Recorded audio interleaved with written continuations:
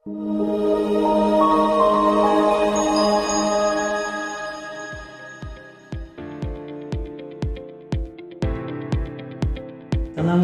warahmatullahi wabarakatuh. Selamat pagi dan salam sejahtera untuk kita semua. Perkenalkan, nama saya Bejo Aprianto. Saya merupakan salah satu dosen tetap program studi pendidikan geografi Fakultas Keguruan dan Ilmu Pendidikan Universitas Jember. Video ini saya buat sebagai bagian dari penilaian untuk penyataan diri dosen dalam unjuk kerja Tridharma Perguruan Tinggi atau disingkat PDD UKT PT di bidang pengajaran dalam rangka sertifikasi dosen tahun 2026. Mata kuliah yang saya ajarkan adalah pengantar ilmu pendidikan. Mata kuliah ini merupakan salah satu mata kuliah bagi mahasiswa Prodi Pendidikan Geografi pada semester gasal, yaitu semester 3 dengan kode mata kuliah KPU 3301 dengan bobot 2 SKS. Mata kuliah ini mempelajari konsep dasar pendidikan, landasan, tujuan dan fungsi, dan ruang lingkup ilmu pendidikan, serta komponen dan proses pendidikan. Mata kuliah ini juga mengkaji perkembangan pendidikan di Indonesia, tantangan pendidikan abad ke-21, dan transformasi pendidikan di era digital sebagai dasar bagi mahasiswa dalam memahami teori dan praktek pendidikan secara komprehensif. Mata kuliah ini memiliki 3 capaian pembelajaran lulusan atau CPL, yaitu yang pertama CPL 1, mahasiswa mampu menginternalisasi sikap takwa kepada Tuhan Yang Maha Esa dan cinta tanah air. Yang kedua, CPL 3, mahasiswa mampu menganalisis teori pendidikan dan kurikulum bidang geografi. Yang ketiga, CPL 10, mahasiswa mampu menganalisis prinsip-prinsip didaktif pedagogis bidang geografi.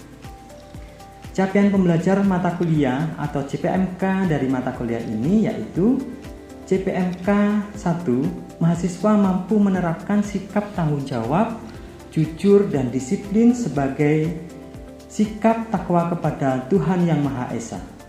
CPMK yang kedua, mahasiswa mampu menganalisis hakikat manusia dan pendidikan, hubungan hakikat manusia dan pendidikan, serta hubungan hakikat manusia dengan hak asasi, harkat, dan martabat manusia. CPMK ketiga, mahasiswa mampu menganalisis landasan dan asas-asas pendidikan, serta hubungan pendidikan dengan kehidupan bermasyarakat, berbangsa, dan bernegara, serta peran pendidikan dalam menghadapi globalisasi abad ke-21.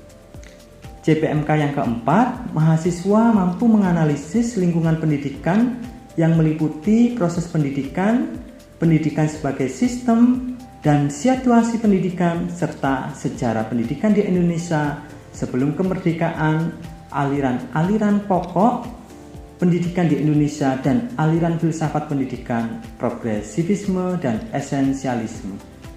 Materi pembelajaran mata kuliah ini yang pertama, hakikat manusia, pengertian potensi dan karakteristik manusia.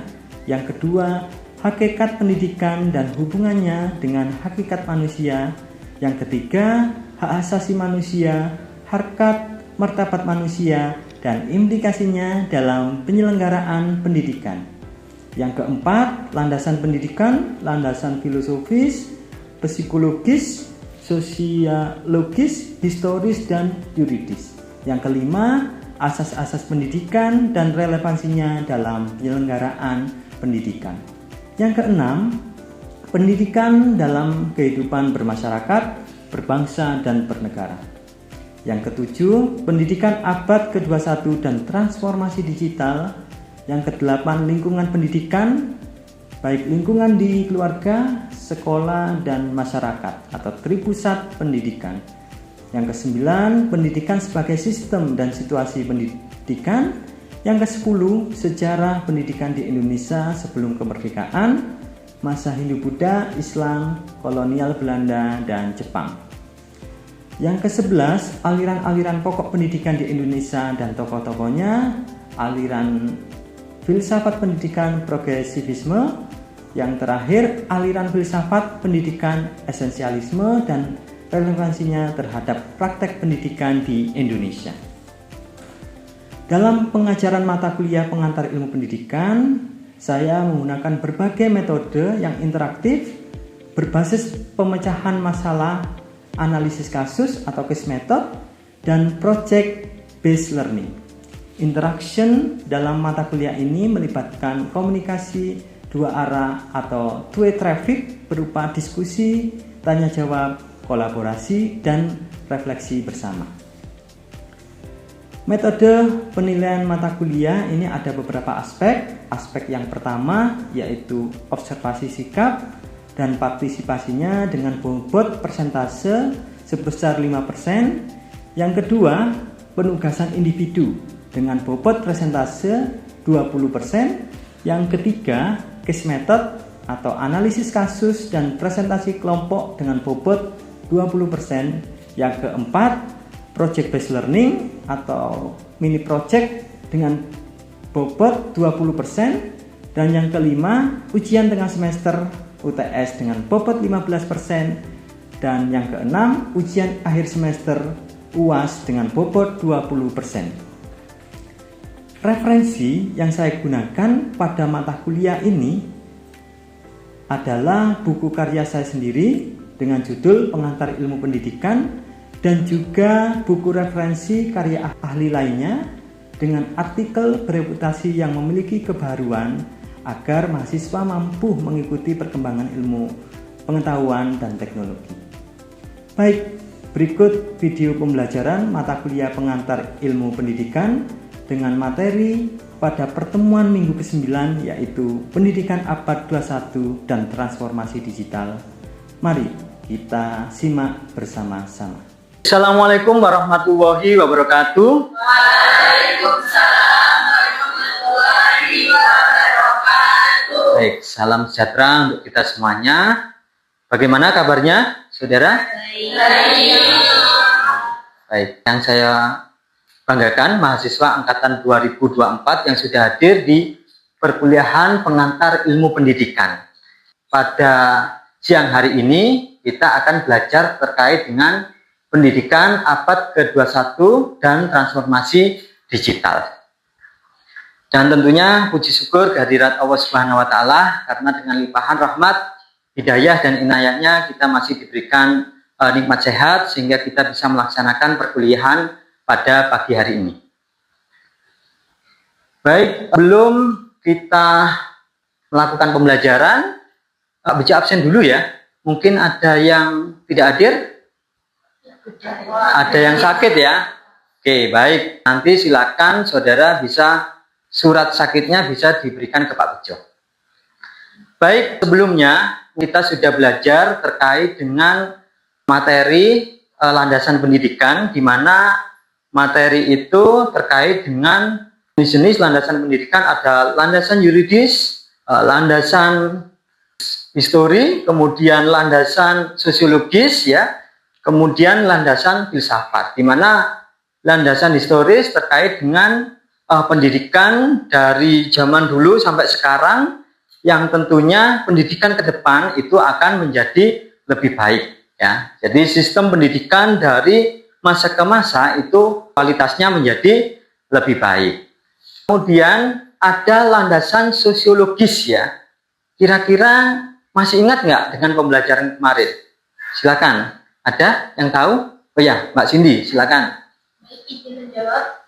Untuk landasan sosiologis, yaitu merupakan suatu landasan yang dipengaruhi oleh kehidupan masyarakat, budaya, dan juga perubahan sosial, yang bertujuan untuk mempersiapkan peserta didik agar mampu di kehidupan bermasyarakat itu bisa turut serta dan juga turut serta dalam berkontribusi terhadap pembangunan.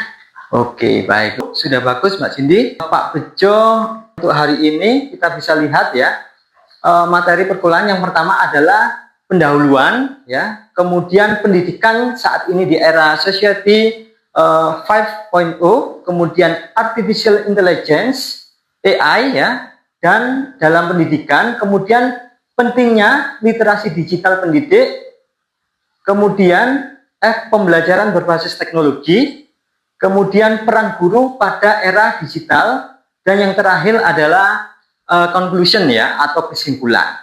Baik, kemudian yang pertama adalah capaian pembelajaran mata kuliah. Nah, jadi apa capaiannya? Yang pertama adalah mahasiswa mampu menganalisis landasan dan asas pendidikan ya, serta hubungan pendidikan dengan kehidupan bermasyarakat, bernegara, ya, berbangsa, serta peran pendidikan dalam menghadapi globalisasi dan abad ke-21 ya. Kemudian tujuan pembelajaran yang pertama adalah menjelaskan konsep pendidikan abad ke-21 dan transformasi digital. Jadi setelah pembelajaran ini, saudara nanti bisa menjelaskan konsep pendidikan abad ke-21 dan transformasi digital. Kemudian yang kedua, menganalisis karakteristik pendidikan pada era society 5.0, kemudian menjelaskan pemanfaatan artificial intelligence (AI) dalam pendidikan secara etis dan bertanggung jawab. Terakhir yaitu merancang pembelajaran berbasis teknologi yang inovatif dan berpusat pada peserta didik. Oke, baik, kalau kita lihat slide Pak Bejo ya, gambar di sini ada masa lalu dan di sini ada abad ke-21. Kira-kira bayangan saudara terkait dengan transformasi digital itu apa? Silakan. Oh ya, silakan. Jadi untuk yang masa lalu itu kebanyakan belajarannya itu kaku dan lebih terpusat pada guru, sehingga hanya satu arah, yaitu dari guru saja berdasarkan kepada siswa. Namun pada abad ke-21 itu lebih fleksibel karena dengan adanya integrasi teknologi juga, sehingga didukung dengan interaktif dari siswa. Makanya pada abad ke-21 itu pusat pembelajaran itu lebih ke peserta didik. Oke, baik. Terima kasih. Tepuk tangan dulu. Oke, jadi kalau kita lihat bahwa pembelajaran dengan adanya teknologi yang semakin berkembang pesat, maka paradigma pembelajaran itu berubah, ya. Jadi yang dahulu kaku ya, sekarang itu pembelajaran menjadi lebih fleksibel, artinya dimanapun tempatnya pembelajaran bisa dilakukan.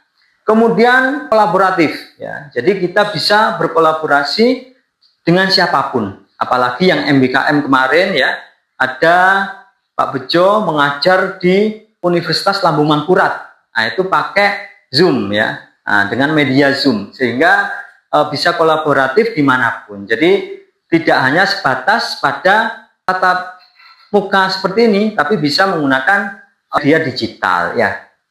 Kemudian berbasis teknologi, jadi sekarang pun semuanya serba teknologi. Untuk itu pendidikan sekarang menuntut kita semua, apalagi saudara calon guru, itu harus bisa beradaptasi dengan teknologi. Bagaimana cara membuat bahan ajar, bagaimana cara membuat media pembelajaran yang inovatif, yang interaktif, itu sentuhannya adalah teknologi. Namun yang perlu saudara ingat bahwa teknologi itu, yang mengendalikan teknologi itu adalah kita sebagai manusia. Maka pembelajaran akan semakin bagus ya. Jadi pendidik dituntut menguasai literasi digital, kreativitas, komunikasi, kolaborasi, dan berpikir kritis sebagai kompetensi utama. Ini di UNESCO ya, 2023. Oke. Nah, ini jadi perkembangan teknologi digital telah mengubah paradigma pendidikan ya, menuju pembelajaran yang fleksibel, kolaboratif, berbasis teknologi, dan harus bisa dimanfaatkan ya oleh manusia ataupun sebagai seorang guru wajib memanfaatkan teknologi, namun tetap berpusat kepada seorang guru. Kemudian kita lanjutkan kepada pendidikan era society 5.0 ya. Nah, tadi kita sudah berbicara kira-kira pendidikan era society 5.0 atau 5.0 nol itu apa? Ada yang tahu? Ya, Mbak Auril? Pendidikan era sosial 4.0 ini adalah sistem pendidikan yang dimana peran guru itu akan digantikan oleh mesin atau AI. Jadi murid-murid itu akan bisa belajar mandiri dan interaksi sosialnya itu lebih. Oh, baik. Jadi itu ya jawabannya ya. Oke, Pak Bejo luruskan ya. Jadi pendidikan era Society 5.0 itu di mana guru menjadi penentu ya, penentu, bukan digantikan oleh mesin.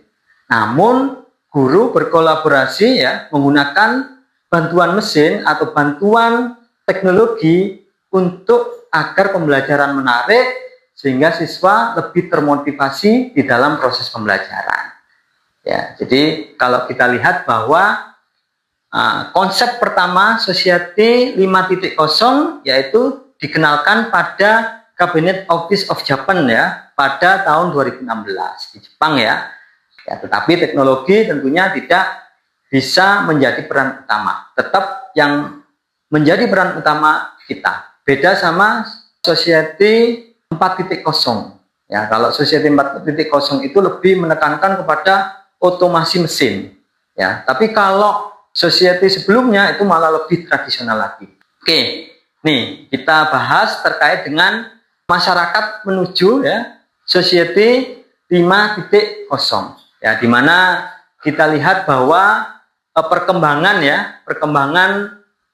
mulai dari berburu dan meramu ya, kemudian Society 2.0 pertanian yang digalakkan ya, kemudian yang 3.0 ini industri ya, jadi pabrik-pabrik, kemudian Society 4.0 informasi dan otomatisasi mesin ya, kemudian yang Society 5.0 masyarakat cerdas berpusat pada manusia dengan mengandalkan digital ya. Oke, baik. Kemudian karakteristik pendidikan Society 5.0 yang pertama adalah memiliki ciri-ciri harus berpusat pada peserta didik. Ya, kalau dulu ya, zaman dulu itu one way traffic ya, hanya berpusat pada seorang guru menjelaskan ceramah ya. Namun pada saat ini, era sekarang ini itu lebih kepada two way traffic ya, di mana yang menjadi pusatnya adalah student atau student center learning, artinya pembelajaran berpusat kepada siswa. Nah, nanti saudara menjadi guru hanya sebagai fasilitator. Oke. Kemudian memanfaatkan AI dan analisis data untuk mendukung pembelajaran. Ya. Kemudian pembelajaran fleksibel tanpa batas ruang dan waktu, tanpa kita harus bertatap muka. Banyak ya web atau aplikasi dengan teknologi bisa langsung melakukan proses pembelajaran. Kemudian kolaborasi global melalui teknologi digital ya. Kemudian ada personalisasi pembelajaran sesuai kebutuhan peserta didik. Yang keenam adalah penguatan karakter, etika, dan nilai kemanusiaan. Artinya di dalam proses pembelajaran itu selain substansi keilmuan juga kita harus membelajarkan terkait dengan moral ya. Kemudian terkait dengan karakter jujur ya. Kemudian kita harus bisa menghormati yang lebih tua ya, etika ya. Kemudian nilai kemanusiaan ya, artinya apa? Artinya kita tidak boleh pilih-pilih mahasiswa ya, artinya kita semuanya sama, memiliki hak dan kewajiban yang sama. Oke, mungkin ada pertanyaan? Silakan. Oke, silakan. Saya mau bertanya, apa contoh nyata dari personalisasi pembelajaran sesuai kebutuhan peserta didik seperti apa? Dan saya juga belum paham mengenai penguatan karakter, etika, dan juga nilai kemanusiaan. Oke, baik. Jadi terkait dengan personalisasi pembelajaran sesuai kebutuhan peserta didik itu di dalam proses pembelajaran tentunya seorang guru ya ketika menguasai digitalisasi itu bisa memilih media-media yang sesuai dengan materi ajar artinya ketika di dalam kelas pasif, ya, guru bisa menggunakan model-model pembelajaran yang haruskan siswa aktif, ya, mungkin dengan diskusi, gitu ya, diskusi, kemudian problem based learning, nah sehingga siswanya itu bisa lebih aktif, ya. Itu arti dari personalisasi pembelajaran sesuai kebutuhan peserta didik. Terkait dengan penguatan karakter, tadi sudah Pak Bijo jelaskan, jadi selain substansi keilmuannya juga harus ada nilai-nilai moral yang perlu kita bangun, ya, agar siswa itu ketika nanti, ya, menjadi dewasa itu bisa memiliki norma-norma yang sudah diatur di dalam undang-undang. Oke, kemudian kita lanjutkan lagi kompetensi guru di era Society 5.0, ya. Nah, ini mungkin kalau guru, kompetensi guru, ya, minimal kewajibannya adalah pedagogis, kepribadian, sosial, dan profesional. Namun sekarang di era Society 5.0 ini harus ada tambahan-tambahan lagi, ya. Yang pertama adalah literasi digital, ya. Literasi data, komunikasi, kolaborasi, dan kepemimpinan. Yang ini dibutuhkan pada era sekarang. Ya, kalau kita tidak memiliki literasi digital, maka ketika kita terjun ke masyarakat, ya, maka kita akan mengalami kendala-kendala. Ya, tapi kalau sudah literasi digitalnya kuat, ya, maka kita tidak mudah terpercaya oleh berita-berita hoax, kan bisa begitu, ya, ujaran kebencian. Tapi kalau literasi digital kita, ketika ada berita, kita bisa melihat berita-berita yang lain, oh ternyata beritanya ada yang hoax. Nah, dengan adanya literasi digital. Jadi artinya apa? Guru tidak lagi menjadi satu-satunya sumber pengetahuan, tetapi berperan sebagai fasilitator, mentor, pembimbing, dan perancang pengalaman belajar. Oke, kita lanjutkan lagi. Laporan, gitu ya. Latar belakang, tentunya harus buat prom-promnya, ya. Prom-promnya, kemudian ide pokok. Nah, itu nanti bisa dikembangkan, jadi bukan langsung pakai AI, langsung digunakan. Kemudian pemanfaatan AI dalam pendidikan. Nah, AI ini digunakan dalam personalisasi pembelajaran, kemudian analisis perkembangan belajar, kemudian tutor virtual. Nah, ini, ya, tutor virtual. Jadi tidak serta-merta kita yang menggunakan AI full, ya, tapi sebagai tutor, ya, sebagai asisten dalam belajar, gitu ya. Kemudian pembuatan media pembelajaran, kemudian analisis kesulitan belajar, kemudian pembelajaran adaptif, ya. Contohnya apa? Contohnya ChatGPT sebagai asisten belajar. Nah, ini saudara bisa gunakan nanti ketika menjadi guru. Tetapi harus ada prom-prom, ya, yang harus kita buat untuk menggunakan AI itu, ya. Tidak langsung menggunakan AI full, namun harus menjadi asisten saudara dalam belajar, dalam bertugas nanti menjadi seorang guru. Kemudian ada literasi digital. Literasi digital merupakan kompetensi dasar warga dunia pada abad ke-21, ya. Memang kita sebagai seorang guru harus memiliki kemampuan, ya. Kemudian pembelajaran berbasis teknologi, ya. Nah, pembelajaran berbasis teknologi itu adalah proses pembelajaran yang memanfaatkan teknologi, informasi, dan komunikasi untuk meningkatkan efektivitas, efisiensi, interaktivitas, serta kualitas pengalaman belajar. Ya, karakternya adalah interaktif, ya, fleksibel, ya, kemudian kolaboratif, ya, adaptif, berbasis multimedia, berorientasi pada peserta didik. Jadi pembelajaran berbasis digital itu, ya, digunakan katakanlah sebagai contoh media interaktif. Jadi ada interaktif antara guru dan siswa, ya. Oke, kemudian fleksibel, ya. Jadi bisa dilakukan dimanapun, gitu ya. Ya. Oke, kemudian tugas-tugasnya nanti saudara bisa pakai LMS ya. Jadi ada semacam e-learning gitu ya. E-learning itu bisa dibuat ya. Oke, kemudian di sini bentuk pembelajaran berbasis teknologi. Ada LMS, Learning Management System, kemudian ada e-learning, ada hybrid learning, ada mobile learning, ada virtual reality atau VR, kemudian ada augmented reality atau AR ya. Jadi di sini adalah bentuk pembelajaran berbasis teknologi. Tentunya masih banyak bentuk pembelajaran berbasis teknologi yang lain.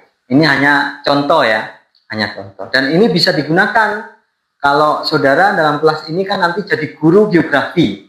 Nah, nanti pembelajarannya bisa menggunakan ini ya. Jadi ini sangat membantu sekali nanti di dalam proses pembelajaran geografi.